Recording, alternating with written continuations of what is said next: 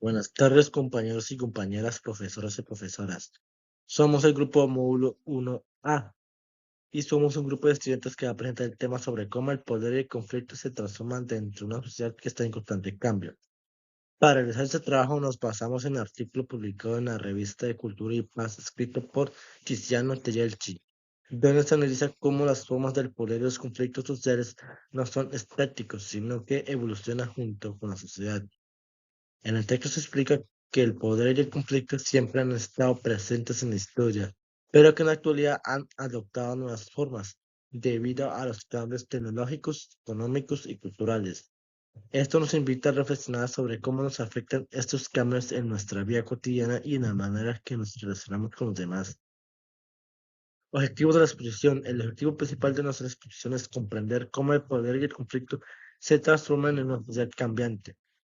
También buscamos explicar cómo estas transformaciones influyen en la vida en las que las personas actúan, piensan y se relacionan entre sí. Por último, queremos analizar qué tipo de individuos se está formando en nuestro contexto social actual, donde las relaciones de autoridad, libertad y el control están cambiando constantemente. El conflicto inevitablemente forma parte de la vida social y de la vida individual. No se trata únicamente de una situación de enfrentamiento visible, sino de un proceso que surge cuando existen intereses, valores o posiciones incompatibles. Desde esa perspectiva, el conflicto no es una anomalía del orden social, sino una condición que forma parte de la interacción humana. Es fundamental para comprender el conflicto entender la relación entre el poder y la autoridad. Poder. Zelensky retoma postulados previos sobre el tema y construye de manera muy sintetizada que el poder puede definirse como una capacidad potencial, es decir, que tiene la potencialidad de llevarse a cabo y es a partir de las relaciones que se manifiestan en redes e interacciones. Produce tanto coerción como transformación y se sostiene mediante el reconocimiento y la legitimidad. No es una sustancia ni un atributo individual, sino una composición social que estructura relaciones, genera conflicto y participa activamente en la construcción de la realidad de la sociedad. Específicamente, el autor caracteriza que el poder está íntimamente conectado al sentido más que en una relación de fuerzas, pues es eficaz, duradero y capaz de extenderse cuando está animado por motivaciones individuales y un giro ideal, lo que nos muestra que el poder no actúa de manera aislada. La autoridad. Zelensky refiere que la autoridad sería el poder que ha sido reconocido y legitimado consensualmente, generando un excedente simbólico que combina obediencia y libertad. Explica que es una fuerza que valía, implementa y significa el ejercicio del poder, al tiempo que lo limita y lo reabre a nuevas tensiones. La autoridad no elimina el conflicto, sino que lo integra. La idea anterior resume que la autoridad no es simplemente ordenar, sino que es una forma particular de poder de haber aceptado por quienes están involucrados en la relación. El control social. Zelensky propone que el modo operandi del sistema social y acceder al núcleo sustancial del control social es el proceso por el que a través de técnicas y procedimientos apropiados asegura el máximo respeto de las reglas en las que se basa el propio sistema y de aquí permite tanto desarrollar la libertad individual como una paz relativa que si bien contiene una variedad tipológica de conflictos normalizados, destaca los incontenibles y demasiados onerosos. Aquí se rescata cómo el control social no se presenta como mera vigilancia o represión, sino como un proceso organizador mediante el cual el sistema asegura que sus reglas sean respetadas. Conflicto. Entendiendo una condición inherente a las relaciones sociales, surgen cuando se establecen asimetrías, interdependencias y dinámicas del poder. El texto plantea explícitamente que el poder y el conflicto forman un vínculo inseparable. Esto implica que el conflicto no es una anomalía del sistema, sino una manifestación normal de la interacción social. Zelensky menciona explícitamente que donde hay poder hay conflicto y donde hay conflicto hay poder, mostrando la presencia del conflicto en toda relación que implique. Análisis o aplicación. Análisis conceptual aplicado. Poder, autoridad y conflicto. Tejeshi parte de la idea de que poder y conflicto constituyen un binomio inseparable. No existe poder sin relación y toda relación implica potencial conflicto. Retoma aportes de Max Weber, poder como probabilidad de imponer la propia voluntad. Michael, el poder no es una sustancia sino una red de relaciones. Y Pierre, el hábitus y violencia simbólica. El autor sostiene que el poder no es solamente coerción, sino también producción de sentido, legitimidad y organización social. El conflicto no es necesariamente negativo, puede generar transformación. El desarrollo de ejemplos prácticos. Ejemplo 1. Poder en el aula universitaria. Un profesor no ejerce poder únicamente por su cargo formal, sino por el prestigio y la legitimidad que los estudiantes le atribuyen. Si el docente impone arbitrariamente su criterio, se genera resistencia. Si el docente construye autoridad mediante competencia, coherencia y diálogo, el poder se legitima. Aquí vemos cómo el poder necesita reconocimiento. La obediencia no es solo coerción, sino creencia en la legitimidad. El conflicto puede emerger cuando la autoridad se vuelve autoritarismo. Aplicación práctica. La gestión educativa debe promover liderazgo pedagógico basado en autoridad legítima, no en imposición jerárquica. Ejemplo 2. Violencia simbólica y desigualdad de género. Siguiendo a Bourdieu, Takeshi explica que muchas formas de dominación se sostienen porque los dominados interiorizan esquemas mentales que naturalizan la desigualdad. Caso práctico, una mujer puede aceptar roles tradicionales, no por imposición directa, sino porque el hábitus cultural la lleva a percibirlos como normales. El conflicto surge cuando se encuentra esas estructuras, movimientos feministas, por poner un ejemplo. Aquí el poder no actúa solo desde fuera, sino desde dentro del sujeto. La implicación, la formación social requiere cambios estructurales, sean leyes, políticas públicas, cambios subjetivos, educación crítica y de construcción de hábitos. Ejemplo 3. El poder y pandemia. Takeshi analiza cómo en la sociedad post-líquida la crisis sanitaria reforzó vigilancia digital, control estatal, regulación de conductas privadas. Caso: uso obligatorio de mascarillas, restricciones de movilidad y certificados sanitarios. Aquí observamos que el poder se justifica en nombre de la seguridad colectiva. Se amplía la gubernamentalidad, se reconfigura el equilibrio entre libertad y control. Estudio de caso estructurado. Caso hipotético: conflicto institucional en una organización pública. La situación sería: si una institución pública centraliza las decisiones sin participación del personal, las consecuencias serían desmotivación, resistencia pasiva, filtraciones internas, pérdida de legitimidad.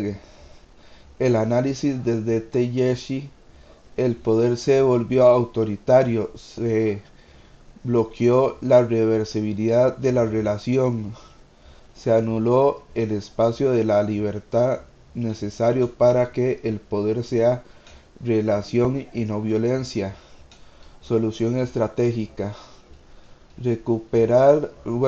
reapertura de canales deliberados, construcción de autoridad mediante transparencia, generación de contradones, reconocimiento e e incentivos.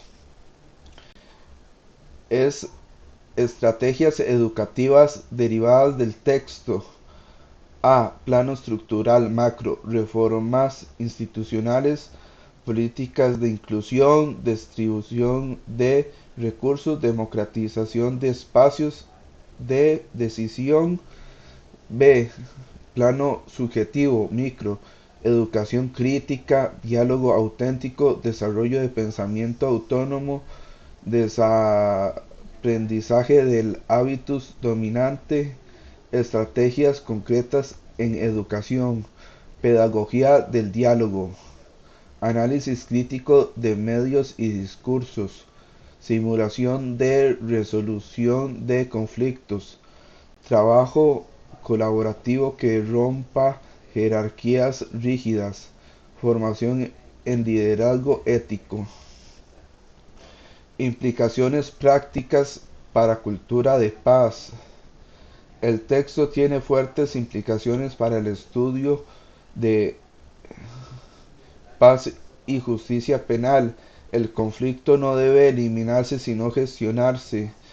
Una sociedad sin conflicto sería una sociedad sin libertad. El poder requiere reconocimiento,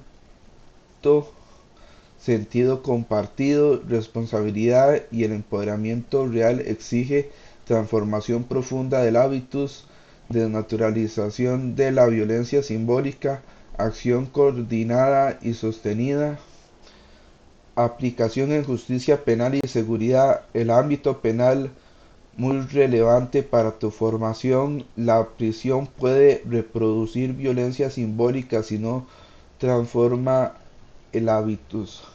El sistema penal ejerce poder estructurado. La legitimidad del sistema depende de la percepción de justicia. Ejemplo, si una comunidad percibe que la ley protege a las élites, el poder pierde legitimidad y aumenta el conflicto social. Conclusiones aplicadas. Tejeshi muestra que el poder no es solo dominación, sino producción de realidad. La autoridad se diferencia del autoritarismo por el reconocimiento legítimo. El conflicto es inevitable y potencialmente creativo. La libertad existe dentro de las relaciones de poder, no fuera de ellas. El cambio social requiere invertir tanto en estructuras como en disposiciones internas. En términos prácticos, esto aplica que cualquier proyecto de cultura de paz debe analizar las asimetrías reales del poder, desnaturalizar la violencia simbólica, construir legitimidad mediante el diálogo, fomentar responsabilidad colectiva, educar para la autonomía crítica.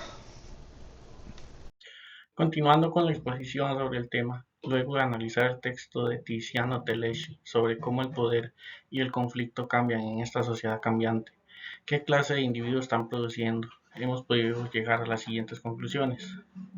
Para bien o para mal, el poder y el conflicto son inseparables. Donde hay poder, habrá conflicto, y viceversa, donde hay conflicto va a haber poder, porque siempre va a haber una lucha entre dos corrientes.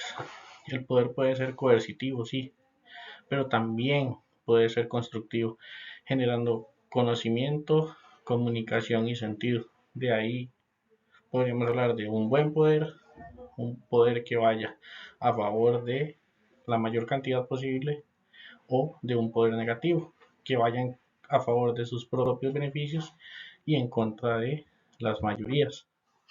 Entonces, el poder, Weber lo define como la posibilidad de influir en relaciones sociales, presente en todos los ámbitos de la vida, y Foucault lo entiende como una red de relaciones. Entonces, hablan de que el poder es como esa posibilidad de influir en la relación de muchas personas, o como una red de relaciones, pero eso genera poder, y de ahí la importancia de comprender que puede ser para bien o para mal, porque siempre va a haber un conflicto, siempre va a haber alguien que se opone, siempre habrá alguien inconforme. Entonces, por eso es que se genera un conflicto. El poder se va a volver estable cuando es legítimo, cuando hay un consenso y cuando ya hay obediencia. Eso era lo que me refería con la mayor cantidad posible de personas y la menor cantidad posible. La democracia, el, el voto público. Entonces, ¿quién elige? Hablándolo en cuanto a un gobierno, en cuanto a un Estado, ¿quién elige a un gobernante? Una mayoría. Pero para que esto sea legítimo, debe ser democrático, debe ser libre, debe ser transparente. Entonces a eso nos referimos. Evidentemente hay mayorías y hay grupos minoritarios. De ahí la diferencia y de ahí el conflicto. Es imposible que no haya conflicto y el conflicto es necesario. ¿Por qué? Porque nos hace ver debilidades, nos hace ver falencias, nos hace ver en lo que se debe mejorar. Por esto es importante. En sociedades avanzadas, el poder se difunde a través de nuevas formas de vigilancia, control social y tecnologías. Esto se vino a acrecentar después de la época de la pandemia, porque quedó en visto las debilidades de los sistemas de gobierno, de la falta de controles, o de cómo los controles se vieron vulnerados al vernos todos en una situación de pandemia. Y esto está generando una evolución que esperemos que sea positiva, de manera que se pueda tener mejores mecanismos de control social, una mayor apertura y uso eficiente y positivo de tecnologías. El poder y el conflicto tienen implicaciones sociales y éticas. El poder no se puede eliminar, debe existir. El control social debe existir, velar por el bienestar de una mayoría, pero sí se puede transformar en prácticas más democráticas y participativas. Democracia, el voto del pueblo, que todos seamos escuchados, que todos podamos participar. El conflicto no es necesariamente negativo, como se decía anteriormente. Puede abrir oportunidades para innovar, para tener una adhesión, una mejor adhesión. Entonces, el conflicto es lo que nos hace ver que alguien está inconforme, que algo está mal, que algo debe mejorar. Es necesario repensar en la autoridad y su responsabilidad para reconocer el bienestar de las mayorías. El poder y el conflicto son fenómenos universales, existen en toda la sociedad, en todos los países, en todo el planeta. Y es cambiante. ¿Por qué es cambiante? Porque el poder no es constante. Hay cambios de gobiernos, hay cambios de autoridades, entonces esto genera nuevos conflictos, nuevos poderes, nuevos conflictos. Por eso siempre va a ser cambiante, no es algo estático, porque si no igual se volvería una costumbre. Y esto se ejerce y se transforma según un contexto social. Por ejemplo, elecciones. Tenemos elecciones, se escoge un nuevo gobierno. Entonces, hay una minoría que quería un candidato, hay una mayoría que escoge un candidato. Y de esta manera el conflicto va cambiando. Porque unos estamos a favor, porque otros estamos en contra. Tenemos un poder legítimo, elegido de manera democrática, y tenemos una minoría que no está de acuerdo. Entonces, esa minoría nos hace ver lo que no están conformes para ellos, lo que se debe cambiar, lo que se debe mejorar.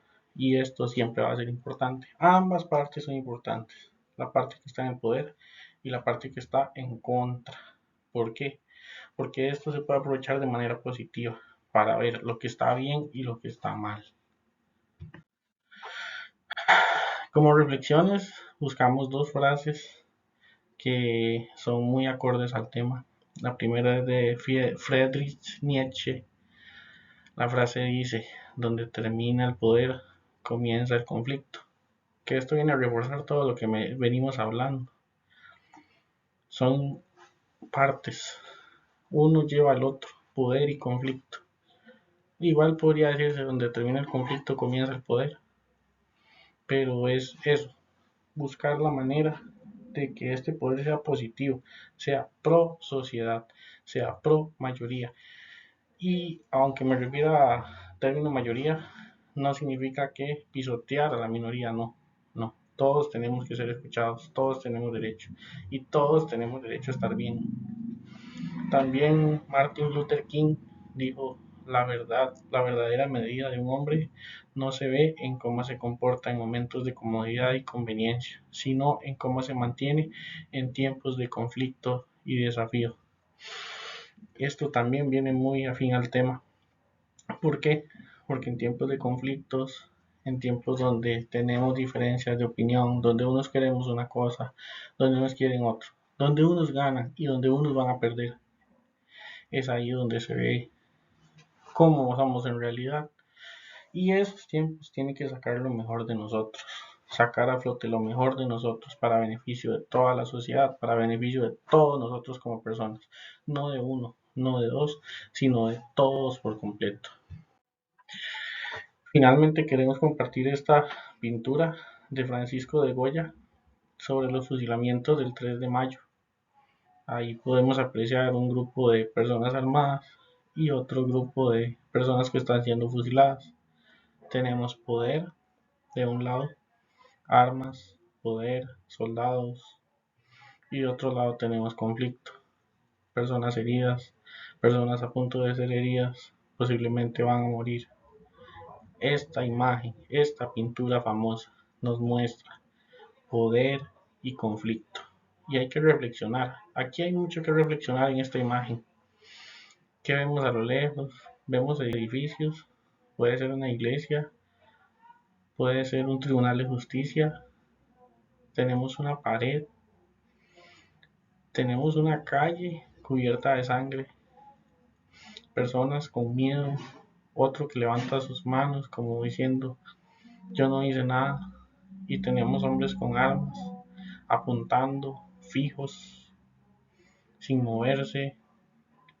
Hay poder en definitiva, hay armas de fuego, hay miedo, hay sangre, hay dolor, y esto puede ser una representación cruel, puede ser dura, puede ser, podríamos decir que es un conflicto en una escala muy superior, pero nos sirve para reflexionar, porque a veces no tenemos que tener un arma para tener poder, no necesariamente tenemos que tener un arma para causarle daño a alguien, y ahí radica esa relación de poder y conflicto, que tener poder no te da la potestad para hacer daño, sino que ese poder es la responsabilidad para hacer bien a la mayor cantidad de personas posibles. De la pintura anterior, la que acabamos de observar, Los fusilamientos del 3 de mayo, Francisco de Goya, es una de las obras más poderosas para reflexionar sobre el conflicto del poder. Fue pintada tras la ocupación napoleónica de España. Goya retrató la ejecución de civiles madrileños por parte del ejército francés. ¿Ven? Teníamos civiles y teníamos un ejército. ¿Quién tiene el poder? Campesinos, trabajadores, carpinteros, pintores o un ejército. Entonces tenemos un grupo fuerte, armado, y tenemos una parte débil. Entonces con crudeza esto nos muestra, bueno, el tema de la guerra, el tema de las invasiones, pero ahí está, poder y conflicto. Queremos agradecer por el tiempo que han tomado para ver esta presentación y quedamos a su disposición para cualquier consulta, nos la pueden hacer llegar, cualquier observación, estamos anuentes. Muchas gracias, profesores, profesoras, compañeros y compañeras. Hasta pronto.